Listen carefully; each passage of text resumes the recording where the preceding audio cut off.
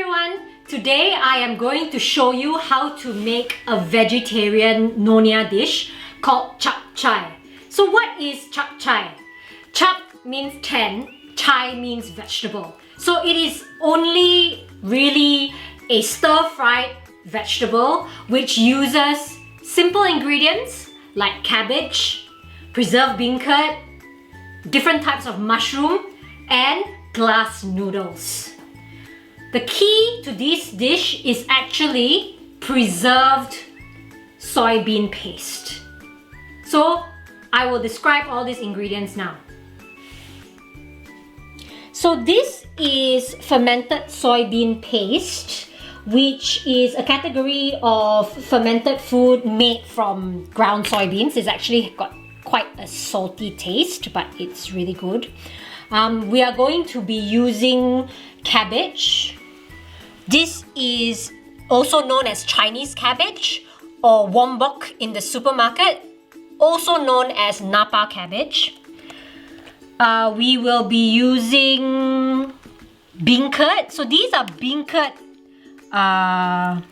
sheets. As you can see, it was easily broken.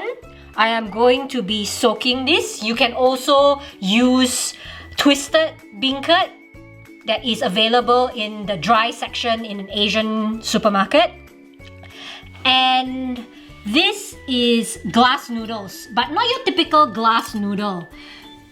Typical glass noodles are made out of green bean threads, but this is actually sweet potato noodle used in Korean cuisine, and this was available in my pantry. The principle is the same.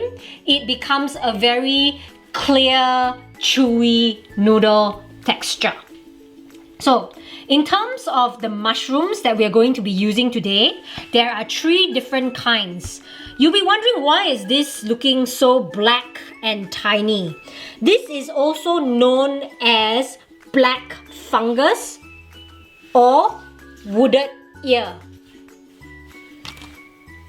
I will be soaking this and it will actually increase by 4 times in size.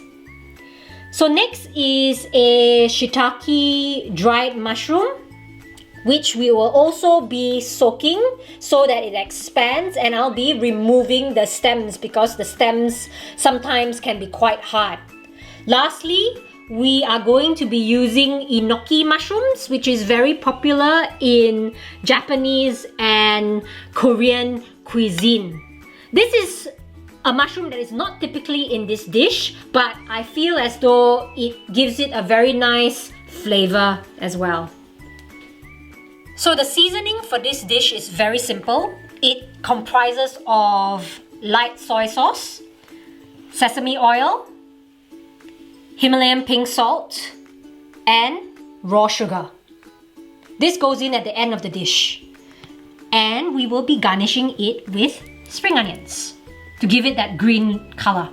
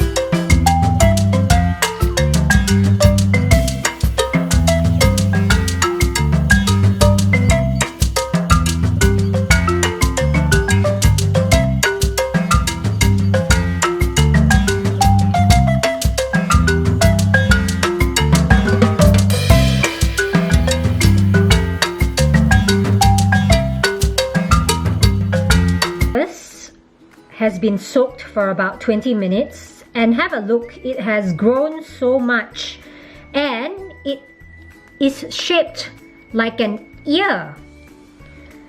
It's predominantly found in China and it grows on tree trunks and fallen logs, but it can be cultivated as well. So it tastes a bit jelly-like and it's very, very chewy. It is also typically used in traditional Chinese medicine for like the last few hundred years. Overall, it has actually a very neutral taste, but it is low in fat, high in fiber, and has lots of minerals and vitamins.